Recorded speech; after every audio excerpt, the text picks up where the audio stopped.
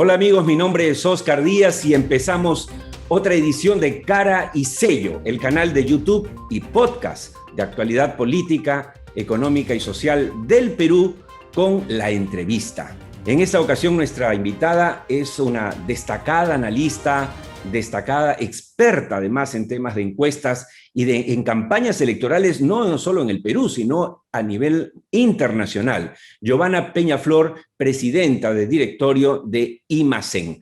Para mí es un placer tenerla hoy en Cara y Sello para analizar con ella, con su experiencia, qué estamos viviendo y qué estamos pasando. Bienvenida al programa, Giovanna, un placer. Muchas gracias, Oscar, por la invitación. Un gusto conversar contigo. Déjame empezar nuestra conversación leyendo algunos extractos muy breves de lo que ha sido tu artículo publicado ayer en La República con el título provocador de El Génesis del Caos. Giovanna Peñaflor dice, entre otras cosas en su interesante artículo, el gen de la falta de estabilidad es hoy mucho más visible y está independizado de lo que serán los resultados del balotaje. El ganador no tendrá legitimidad. El escenario más probable es de confrontación e inestabilidad. El caos parece inevitable. ¿Tan así estamos? ¿Tan negro ves el futuro inmediato del Perú, Giovanna? Sí, yo creo que hemos venido 5 años, los últimos 5 años en particular, aunque para mí el proceso es un poco más largo, negando que las cosas no están bien, tratando de fingir que estábamos dentro del sistema constitucional, tratando lo que los psicólogos llaman negación de la realidad, ¿no? Sí, total, una negación total, tratando de creer que podía renunciar un presidente, podríamos estar en medio de un proceso de, digamos, de cuestionamiento de toda la clase política por los temas de corrupción, que podía venir otro, asumir un vicepresidente, cerrar un congreso, vacar a ese presidente y terminar con este gobierno de emergencia y decir que estamos normales. Aquí estamos dentro del sistema, está todo funcionando normal, o sea, eso realmente ya linda con el delirio, ¿no? Porque la negación es poco, o sea, linda con el delirio y por lo tanto creo que este resultado electoral nos fuerza a abrir los ojos, a entender que pase lo que pase el 6 de junio, el día de las elecciones, lo que le espera al Perú es una situación muy difícil. Gane quien gane en realidad.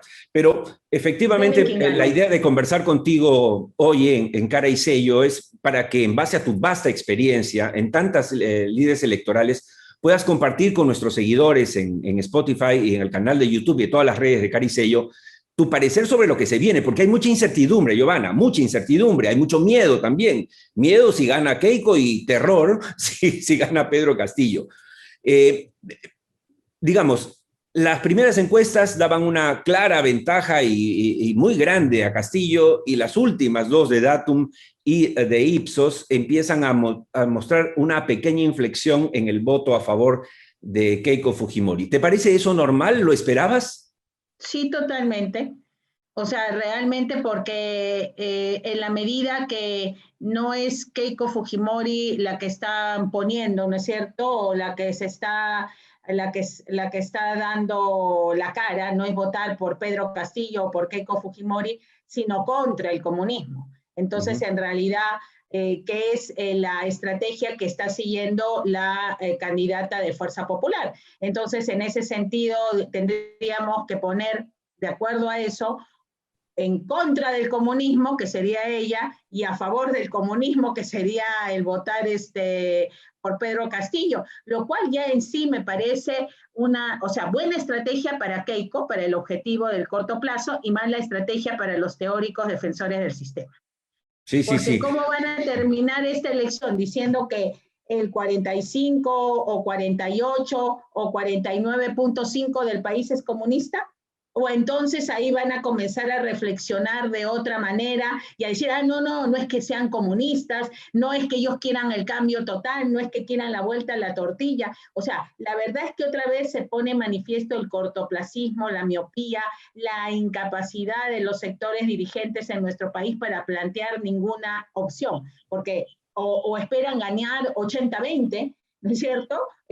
Para decir que es legítimo la continuidad. Entonces, realmente por eso digo, desde el punto de vista de Keiko Fujimori, feliz, porque no tiene otra forma de acercarse al triunfo. Pero desde el punto de vista de lo que dicen querer defender los que respaldan esa candidatura, están terribles. Totalmente de acuerdo. En realidad tu artículo, que he leído con deleite, pues hace una lectura que no es apocalíptica en realidad, sino es muy realista de lo que está pasando en el Perú, ¿no es cierto? Cuando Vizcarra cierra el Parlamento, lo disuelve, yo fui uno de los que se opuso abiertamente en mi programa de televisión. Me parecía que lo que iba a producir era peor y efectivamente pasó. Este Parlamento Express es impresentable, ha emitido de frente en 8 meses un récord, 7 u 8 normas abiertamente inconstitucionales, algunas de ellas ya rechazadas por el Tribunal Constitucional, y lo que nos espera en los próximos años va a ser un Parlamento fragmentado, muy fragmentado en 10 partes, que como coincidiremos, supongo, no se va a quedar en 10 partes, se puede convertir en 12, 13, 14, porque hay mucho independiente, demasiado independiente, en vientres de alquiler, invitados que obviamente no tienen ninguna fidelidad con los líderes de esos partidos. ¿Tú crees que eso va a pasar con el próximo Congreso? Indudablemente, ¿no? Pero lo primero que tendríamos que tener en claro, y no me voy a cansar de repetirlo porque creo que no se quiere ver como muchas de las cosas que pasan en el país, es que el 50% de los peruanos no votó por ninguna de las alternativas presentadas en este proceso electoral. A 48 punto algo si quieres, pero casi, redondeando, casi el 50%. Sí, porque hubo 30% de inasistencia, más el 18.6 o algo de votos blancos y nulos, sí. Y viciados, ¿no es cierto? En un país donde es obligatorio votar, en un país donde hay multas si tú no vas a votar, donde hay una tradición de ir a votar. Entonces, ¿cómo no darle, o sea, cómo no entender que sobre esa base no puedes hablar, pues, de que hay que defender la legitimidad del sistema? O sea, si la gente creyera en el sistema, habría ido a votar, habría votado por el A, X, Y, Z, hubiera votado por Hernando de Soto, o por Rafael López de Aliaga, o por la propia Keiko Fujimori, en porcentajes mayores a las ridiculeces que obtuvieron. Bueno, ellos y los otros candidatos también, porque juntos no llegaron a ser el 50%. ¿No es cierto? Entonces, ese es el primer dato real. Entonces, cuando uno toma en cuenta eso, se da cuenta que el futuro es complicado porque no se puede seguir en la misma tónica de negar la demanda de cambio. O sea, esa es la tónica con la que se ha gobernado el país, vamos a decirlo así, desde el 2000 en adelante, donde la clase política, y más que clase política, porque quiero ampliar la clase dirigente, porque quiero meter allí al sector empresarial, a los grandes grupos económicos del país que han venido teniendo una gran incidencia en cómo se ha gobernado el país desde esa fecha, sino antes, ¿no es cierto? Porque también sabemos que antes estuvieron presentes. Entonces, por lo tanto, ellos han tenido la visión de, cada elección es un susto, un electroshock, nos movemos, hacemos un CADE. Pero pasa el susto y siguen haciendo lo mismo. Y siguen en lo mismo y siguen en lo mismo hasta que se le ocurre como a alguien una brillante idea, ¿no? Como a este nuevo congresista que dice que va a prohibir los partidos comunistas porque va a presentar un proyecto de ley. Claro, o sea, realmente es, y encima seguramente sale, no, y además dice en su tweet que es para defender el sistema democrático. O sea, realmente podemos haber vivido tanto para aprender tan poco. Sí, realmente sí. Esa es la situación en la que yo veo al país. Entonces, en ese escenario, en un escenario donde tienes más o menos 54%, sí, se redujo porque se redujo la pobreza extrema, se redujo la pobreza, pero tienes que de los no pobres casi 34% son vulnerables. Eso quiere decir, eso era la cifra previa pandemia. Quiere decir que esos pasaron ahora a ser pobres. Entonces estamos hablando, ¿dónde está esa nueva clase media después de 30 años, ¿no es cierto? O de 21, si lo podemos poner más corto, ¿no es cierto? Donde se ha vivido el mayor proceso de crecimiento del país de los últimos tiempos. Entonces, algo tenemos que ver que no está funcionando bien, ¿no? Bueno, Y además que claro. no está funcionando bien en América Latina en general. Sí, bueno, y como yo siempre comento, la frase lapidaria de Basadre sigue vigente lamentablemente, que cuando decía el Perú siempre ha tenido una clase dominante, nunca una dirigente. 200 años después de la independencia, pues seguimos igual efectivamente, porque la clase dirigencial que tú muy bien enfocas, se ha quedado en las cifras de la macroeconomía, que son buenas, por supuesto, pero se ha olvidado de esa gente, por ejemplo, que efectivamente que hoy se está muriendo porque no hay una sola posta médica en su sitio, o si tiene un hospital lo tiene a medio hacer, y eso hay que cambiar. Permíteme ir contigo ahora en lo que es, después de ese, digamos, repaso, análisis político, ir a lo que es tu expertise para que nos ayudes a entender en tu experiencia, los seguidores de Cara y Sello, cómo ves esta segunda vuelta. Obviamente está en debate, valga la redundancia, el debate, es decir, está en veremos si se realiza o no, etcétera, aunque hay mucha presión, yo creo que va a terminar.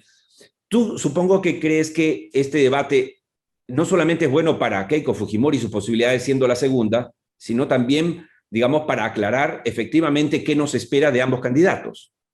Mira, el debate previo, ¿no es cierto?, a lo que vimos en la primera vuelta, realmente resultó poco esclarecedor, ¿no?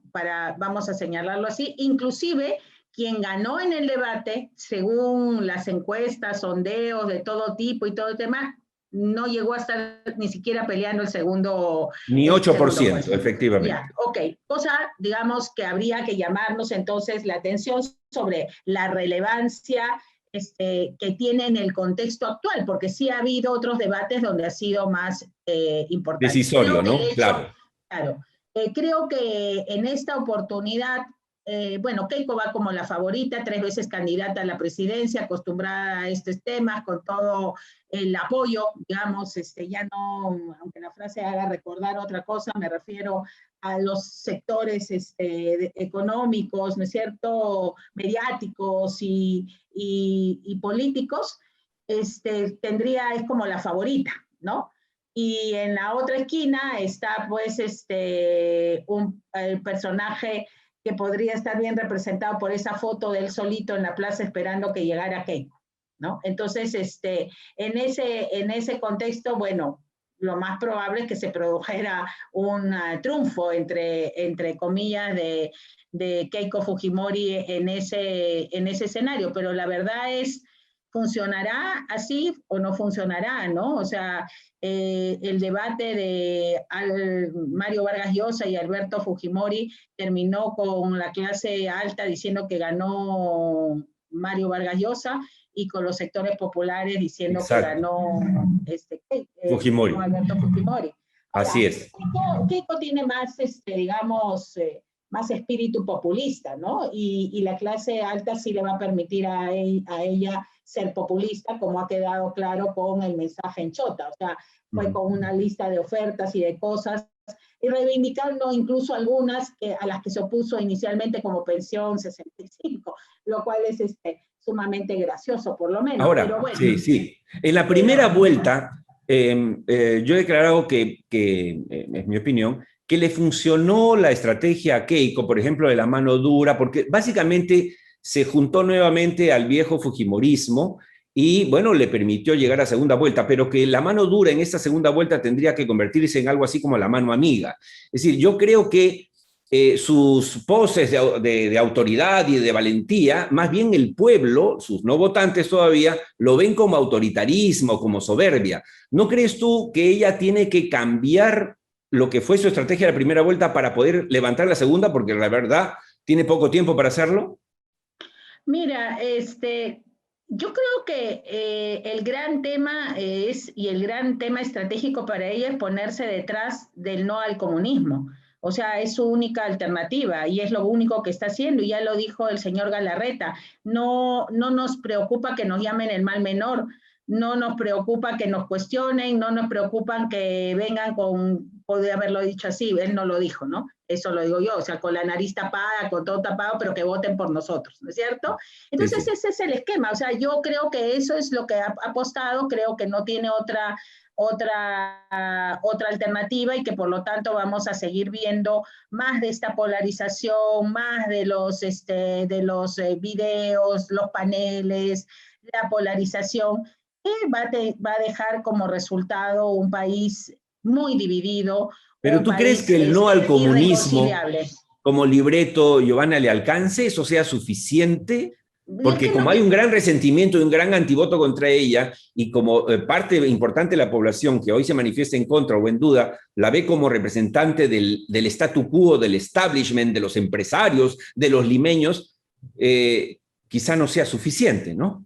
bueno, pero a ver, ¿cómo tomarías tú? Bueno, ya empezó efectivamente la campaña, yo creo que simplemente hablándole a su segmento duro, ¿no? Sí. Y tan es así que planteó desde el principio que va a indultar a su papá, ahora sí, ¿no es cierto? Uh -huh. Pero luego tiene además mensajes que uno podría decir, o sea, que resultan difíciles de interpretar desde una óptica positiva. O sea, agarrar y presentar en su equipo asesor al señor Campodónico, al que fue Vaca artífice o Campodónico, sí. implementador, Vaca Campodónico, ¿no es cierto?, del RUC sensible. O sea, poner a ese equipo y a los otros personajes no es decirle, bueno, ruéguenme pues, ¿no? O sea, y ruéguenme, pónganse de rodillas, camino sobre sus cabezas, camino al poder. Creo que está en ese tema ella, ¿no? O sea, está en el tema, si me llevan al poder, y aténganse luego a las consecuencias. Porque lo que están aceptando y lo que están, digamos, asimilando ahora, no lo van a poder cuestionar después. Entonces, yo la veo a ella en esa actitud, o sea, en una actitud de sí, o sea, estamos acá en la campaña, estamos haciendo este tema, pero asúmanme como soy, ¿no? Eso es lo que yo veo en la forma en cómo ella está actuando. No creo que vaya a cambiar ese tema y entonces creo que van a tener que seguir con esta, ¿cómo se llama? Ciertamente, Posición. ciertamente hasta ahora parece, a pesar de que muchos se lo están reclamando y a pesar de que ha pedido disculpas, que no es igual a perdón, más disculpas por errores, que la gente no entiende que son errores, ¿no es cierto?, sino actitudes erradas, además premeditadas, por ejemplo, el obstruccionismo al gobierno anterior, al último gobierno, es que, digamos, la gente no le cree, o sea, no cree en ese cambio. Si ella, no quiero que nos gane el tiempo. Pero ¿cómo va a creer en el cambio, pues, si está, a ver, está el doctor Aguinaga que le costó las elecciones Así es. contra Tú Ollanta sabes, yo no Humala? entiendo la presencia de Aguinaga, no entiendo la señora, la ex congresista que negoció a los tránsfugas, no entiendo la presencia de Vaca Campodónico en esta coyuntura. Si algo no podría hacer, en teoría, ¿no es cierto? Keiko Fujimori es juntarse a nadie, ¿no?, que tenga alguna mancha. Pero no es Amen Metal como soy. O sea, eso es lo que le está diciendo y además, y parece que le funciona, ¿no? Porque la aman tal como soy, o sea, tal como es, perdón. Entonces, esa es la No, pero opción esos y son sus eso seguidores y simpatizantes, pero si ella bueno, necesita, que ya, con ellos no que va a yo no ganar, creo. necesita a los que la odian o parte de ellos, para que se tapen la nariz, y necesita a los indecisos, y a eso no los va a ganar con esa posición. Bueno, para eso cuenta con el tema del miedo, ¿no? Para eso cuenta con el tema de la posición de los medios de comunicación, con el no cuestionamiento, ¿no es cierto? O sea, a mí me parece que los que creen que ella va a llegar y va a aplicar algo distinto de lo que ha venido mostrando hasta ahora están cometiendo un error y las evidencias están allí en esas cosas que tú no entiendes y que para mí emiten el mensaje que estoy diciendo, ¿no? Entonces, en realidad es contar con los errores del otro, con la improvisación del otro, con los vínculos del otro para simplemente capitalizar esa situación. Entonces, Claro. la campaña se la están haciendo la pobre gente que tiene pesadillas en las noches, ¿no? O sea, y no entiendo teóricamente por qué, porque básicamente vamos a suponer en el Congreso, donde está este congresista, ¿no es cierto?, por el movimiento de Rafael López Aliaga, ya todas las agrupaciones o la mayor parte de las agrupaciones que están allí... No lo van a dejar hacer las cosas que está proponiendo Castillo, eso es clarísimo. Exacto. Entonces, ¿cuál es el susto? ¿No? O sea, ¿cuál es el miedo? No estamos hablando de un personaje, es más, o sea, están tomando como siempre todas las medidas equivocadas, todas las acciones equivocadas que ya las tomaron antes y que de lograr, ¿no es cierto?, el triunfo de la campaña del miedo, lo que van a recibir como legado es un país inmanejable, ingobernable, y con la sensación, y creo la terrible sensación de importantes sectores de la gente, que ningún cambio se puede generar a través de la democracia. Entonces, bueno, eso sería absolutamente terrible para el país. Terrible para el país, para la democracia, para todos nosotros. Bien, Giovanna, muchas gracias por haber compartido con nosotros tu lectura. Obviamente preocupa, pero tenemos que ser realistas y tenemos que estar preparados para lo que se viene. Sea quien sea el que finalmente gane las elecciones el 6 de junio, la tendrá difícil con un parlamento muy partido, poco capacitado, con cuadros. La verdad es que yo he identificado 8 de los 130, los demás son absolutos desconocidos, y vamos a ver si es que efectivamente podemos lograr un mínimo de convivencia. Parece bastante difícil. Te agradezco muchísimo, Giovanna. Gracias. Espero tenerte pronto nuevamente aquí para hablar quizá más cerca del 6 de junio y ver cómo vienen las cosas. Gracias. Bien, gracias entonces a Giovanna Peñaflor. Eso fue todo por hoy en Cara y Sello, el canal de YouTube y podcast de actualidad política, económica y social del Perú. Recuerden, amigos, que nos encontramos en cualquier momento en YouTube, Spotify o iTunes, salvo mejor opinión.